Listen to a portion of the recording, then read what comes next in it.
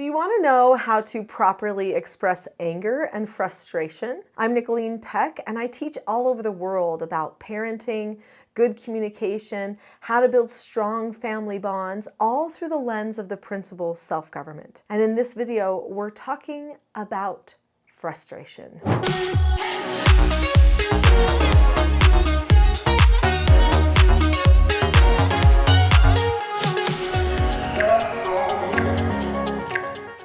In this video, we're going to talk about anger and frustration and why sometimes it's hard to properly express ourselves. And then I'm going to share with you some teaching self-government strategies that you can use to properly express yourself so that you can be understood and you don't have to be angry.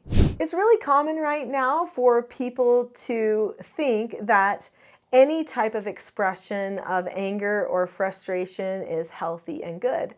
But I've got to ask myself if I'm going to believe that. Do I actually feel good about myself when I express anger and frustration? Am I really understood, or do people recoil away from me? Because sometimes that happens. Is it always appropriate to get angry or to show your frustration to somebody else? And is it even always useful?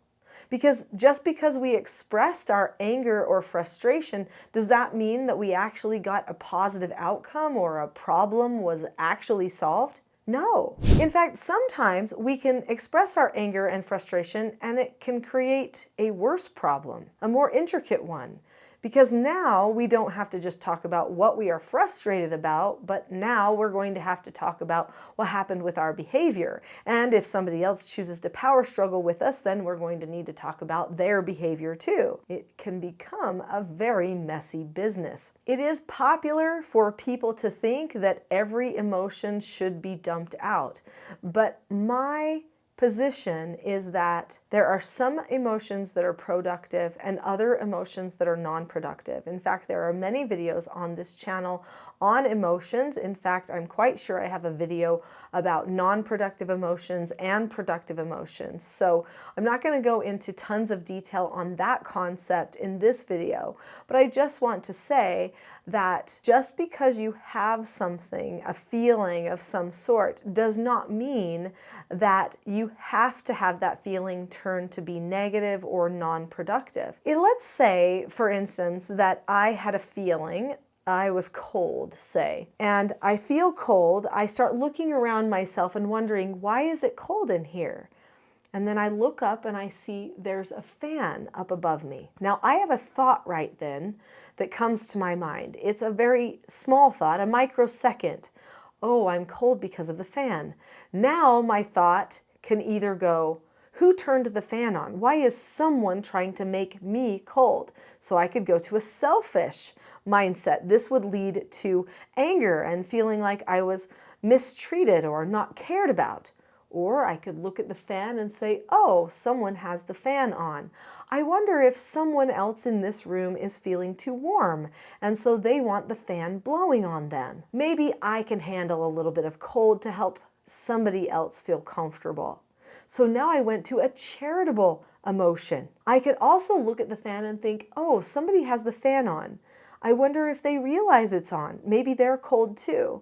Maybe I'll just disagree appropriately with them about having the fan on and see if I can convince them to allow me to turn it off. So that's a productive communication type of an approach to solving my problems. There are many ways to solve problems. So any feeling that I have could have a myriad of solutions depending on what I choose to think before I emote. So our microsecond of a thought leads us to the moment of emotion. Anger is an emotion. Now I know some people think that anger is even a productive emotion. I do know that sometimes it can be productive because it does signify that something needs to happen, that there is a problem that needs to be solved. Now let's say that I said something that was unkind or rude to another person, and they got angry at me. That anger could actually be productive if I was soft-hearted, if I was humble. So if I thought to myself, oh, that person is angry at me. Did I overstep my bounds? Did I say something that was unkind? Was that warranted?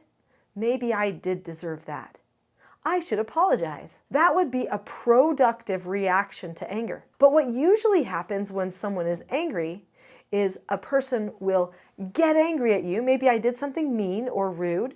Someone got angry at me. Then I think they are attacking me for this. Why are they attacking me? I won't take this. And then I start attacking back. At that point, it's not productive. Since we never know if another person is going to be humble, receptive, and understanding of our emotional outburst, it's usually a good idea to just not go to an emotional outburst in the first place. So what do we do instead? If you've already subscribed to this channel, then you know that on this channel I talk about different skills of self-government. Well, I would like to mention some of those skills now. There are 4 basic skills of self-government. The 4 basic skills are following instructions, accepting no answers and criticism, accepting consequences, and disagreeing appropriately. When a person experiences frustration, they need to use the skill accepting no answers. Do they wish they didn't have to accept the frustration? Oh yes, they wish that everything would just go smoothly their way, but it didn't happen that way today. So now I have to handle what's going on and adapt appropriately. So I might say to myself, okay, right now I'm experiencing frustration. Let's ask myself a few questions. Why am I frustrated? Probably because I feel a little bit misunderstood and I need to talk to the person about the issue. What skills do I have to talk to the person about the issue? Do you see how I'm starting to take action steps in my thoughts? That action focus makes a big difference in solving problems. What if I didn't take an action focus? What would be my other option? If I took a feelings focus when somebody started yelling at me, then I would be much more likely to yell back at them because I would be thinking about how their yelling makes me feel. So the solution to solving problems is not to get stuck inside ourselves and with our own feelings, but instead to move ourselves forward by giving ourselves steps to do or skills to follow. The steps to accepting a no answer are to look at the person or the situation, keep a calm face, voice, and body, say, okay, that happened, or disagree appropriately with the person, and then drop the subject. That means don't think about it anymore. Sometimes you have to even deliberately tell yourself, drop the subject. Don't think about this anymore. Another skill that is very beneficial in helping you with your anger and frustration is a skill that will help you talk about it with other people. Another one of the 4 basic skills is a skill called disagreeing appropriately. You heard in the skill for accepting no answers that one of the options was to disagree appropriately. So I can either say, okay, or I can say, okay, may I disagree appropriately with you about this? That type of a proactive, deliberate approach to communication prepares a person to listen to you with more of an open mind. It's very mature, it's very deliberate, and hopefully it's also very calm if you've worked on your calmness as well. If you need help with calmness, then stay with me till the end because I'm going to be talking about calmness at the end of this video. So when a person disagrees appropriately, they stay calm, they look at the person, they share the other person's point of view, they share their point of view, they listen to what they have to say, they say okay, and then drop the subject. That's the way that we can disagree with each other so that it's productive. Now, sometimes even when you disagree appropriately, another person might be in an emotional state. They're not in an action-focused state. Instead, they're in a feelings or self-focused state. They're focusing on how they feel and what they want. So it is selfish-focused, and it can be hard to break through and be understood. Sometimes we might have to give them a little bit of time and then talk to them about something later. One of the biggest things with anger and frustration is when something occurs that creates the feeling of frustration, in order not to think the thoughts that lead to the emotion anger, what we need to do is we need to decide ahead of time not to take frustrating things personally. Just because something frustrates us does not mean that it's a personal attack or that somebody doesn't care about us. Those types of thoughts would certainly be jumping to conclusions. Even if it is a personal thought or somebody really doesn't care about us, Does it really help us to go down that road and try to villainize the other person? Absolutely not. Instead, what we need to do is think of the actions that we can take to solve the situation and to seek understanding and gain understanding with the other person. I promised you that at the end of this video, I would talk about calmness.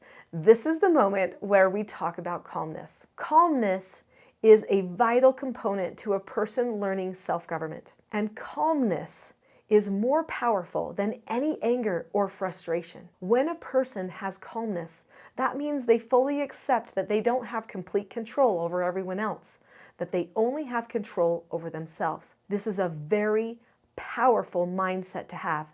In fact, it's untouchable. If you want to have the most influence for good, maintaining your calmness is the way to go about it. So if you happen to have a habit of falling into anger because of a feeling of frustration, you may need to learn some skills that will help you with your self-regulation and to bring you back to calmness.